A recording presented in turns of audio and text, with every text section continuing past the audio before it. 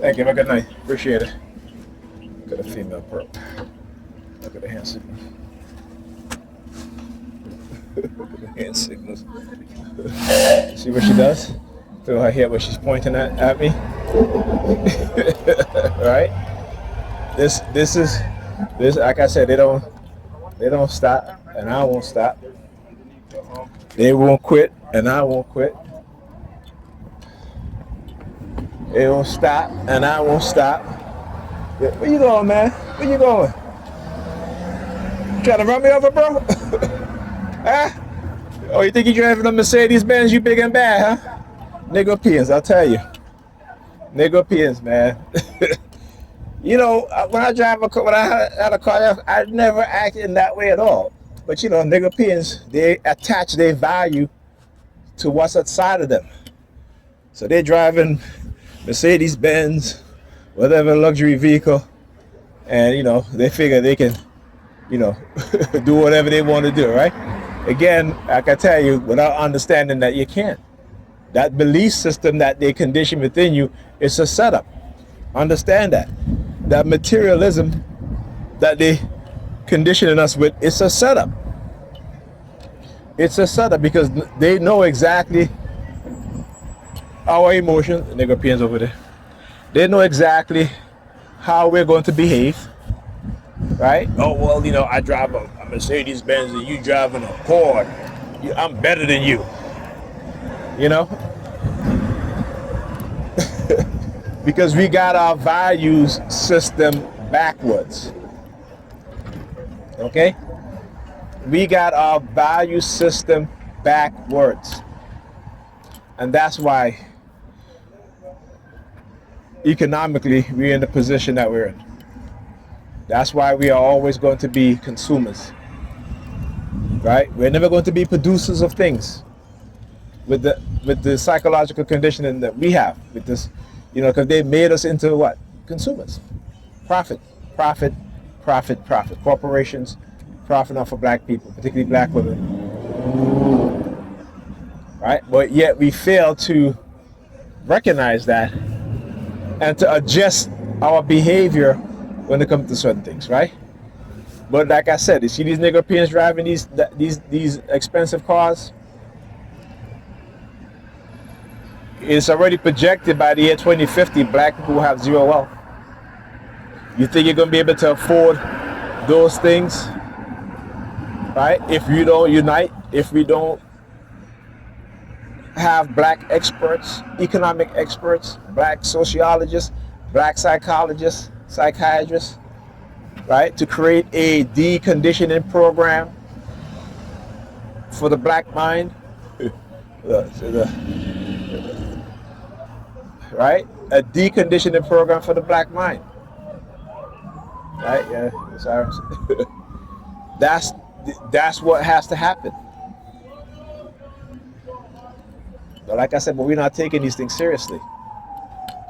See, I'll tell you, they always use the sirens whenever I say something, so what have you. Also because of the black SUV, you know, they use the color black, right? This is how he comes over here, stand up right next to me. Look. See, like I said, I know them all so well. I know them all so well. Because they've done it too many times.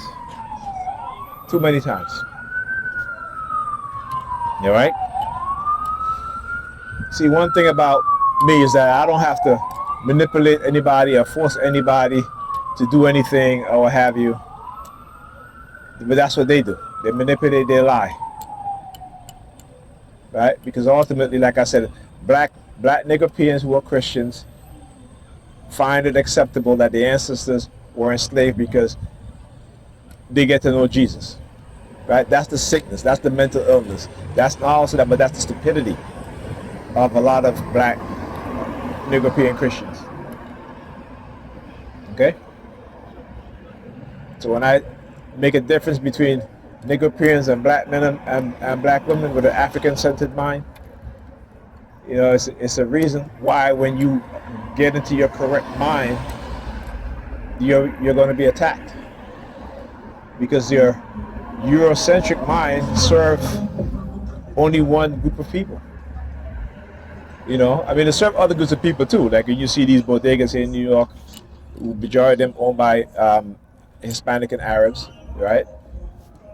The much more Arabs are owning bodegas now because they also have been displacing Hispanic bodega owners, right? So they sell it to the Arabs who give them whatever money that you know. You know what I'm saying? But you know, you rarely see. I remember there was a black-owned store, in, you know, like not far from me. But the person didn't have the same contact to get the products into his store. And like you're saying, we noticed that how they lock black people out, you know, out of certain not only industry but also in terms of what do you call them? Suppliers, right? You know what I'm saying? Like for example, the fake hair business, right? The beauty business, right? Black people are locked out of the supply chain, right? To get the products wholesale.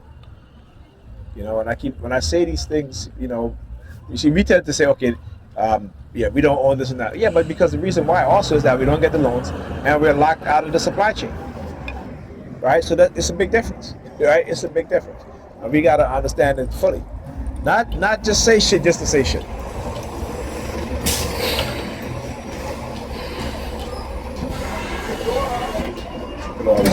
Look at these men. They got a woman with children and they jumping in front.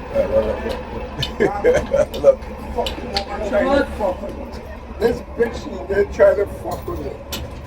A bitch trying to fuck with me. No fuck with me. Are you getting on? Or are you just got? The 8, the B, over here. Cross the street? Yeah, across. Which direction you going? I go Flatbush side. Where? Flatbush side. Flatbush. Then I don't know which side to come, but I know it stops there, Okay. and wherever it's going. But it's going in that way. You to ask the driver. He'll let you know. There you go. Your 8 o'clock. There you go. Your 8 o'clock.